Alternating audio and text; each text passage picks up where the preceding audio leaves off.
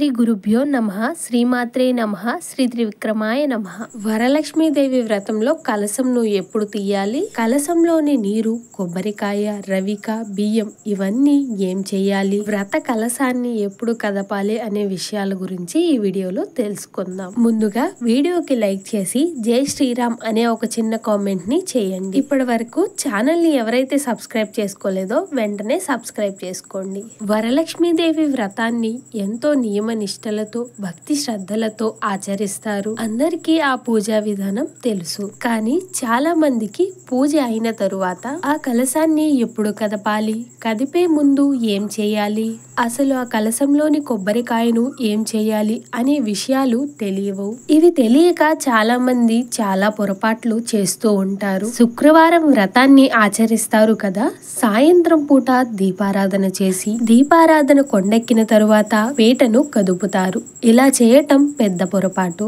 ఎప్పుడూ కూడా వ్రత కలశాన్ని శుక్రవారం నాడు కదపకూడదు. అయితే మరి కొంతమంది 3 రోజులు ఉంచి, అంటే శుక్రవారం, శనివారం ఉంచి ఆదివారం రోజు ఉదయాన్నే పూజ చేసుకొని ఆ రోజున ఉదయం తీస్తారు. ఇది కూడా సరైన పద్ధతి కాదు. అసలు ఈ కలశాన్ని ఎప్పుడు తీయాలి, ఎలా తీయాలి అనే విషయాల గురించి తెలుసుకుందాం. శుక్రవారం నాడు వ్రతాన్ని ఆచరించిన తరువాత సాయంత్రం పూట కూడా దీపారాధన చేయాలి. ఉదయం పూజ ఆలస్యం అయితే గనుక చాలా మంది సాయంత్రం తాంబూలం ఇద్దామనుకుంటారు. అలా అనుకున్నప్పుడు చీకటి పడక ముందే తాంబూలాన్ని ఇవ్వాలి. కానీ ఆ రోజున ఎట్టి పరిస్థితుల్లోనూ కలశాన్ని కదపకూడదు. తర్వాత రోజు అంటే శనివారం రోజు ఉదయాన్నే లక్ష్మీదేవి వద్ద ఉన్న నిన్నటి పూలను తీసి శుభ్రపరిచి శుభ్రమైన కుందులలో నేతితో కానీ నూనెతో కానీ దీపారాధన చేసి ఉప్పులేని పెరుగన్నాన్ని అమ్మవారికి నైవేద్యంగా సమర్పించాలి. షోడశోపచారంగా అమ్మవారికి అష్టోత్తరంతో కానీ లేదా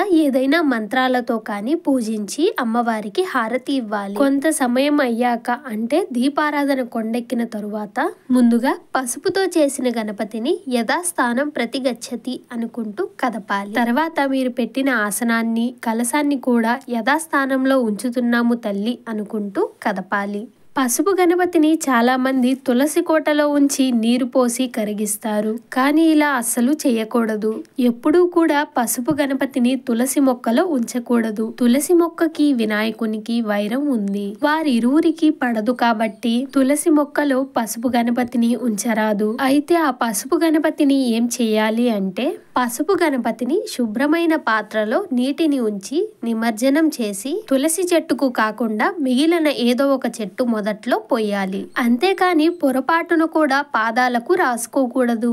ఆ తర్వాత లక్ష్మీ స్వరూపంగా భావించిన కలశంలోనివి ఏం చేయాలంటే, కలశం పైన ఉన్న రవికను కుట్టించుకోవచ్చు లేదా ఎక్కడైనా భద్రపరుచుకోవచ్చు.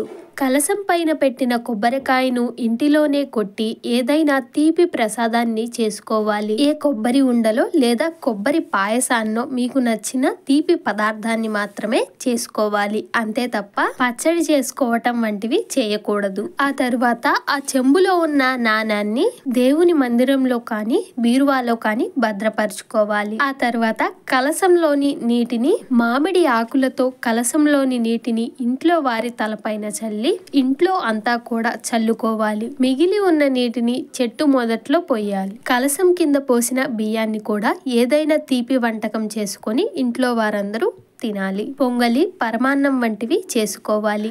అంతేకాని కొబ్బరికాయను ఇంటికి కట్టడం వంటివి చేయకూడదు. ఇంకా మీరు వరలక్ష్మీదేవి వ్రతంలో కట్టుకున్న తోరాన్ని మంగళవారం, శుక్రవారం కాకుండా మిగిలిన ఏదో ఒక రోజున తీసి పచ్చని చెట్టు పైన వేయాలి. ఇవేనండి వరలక్ష్మీదేవి వ్రత కలశాన్ని ఎప్పుడు కదపాలి, వాటిలోనివి ఏం చేయాలో తెలుసుకున్నారు కదా. మరొక ఆధ్యాత్మిక వీడియోతో మరలా కలుసుకుందాం. ఓం శ్రీ త్రివిక్రమాయ నమః.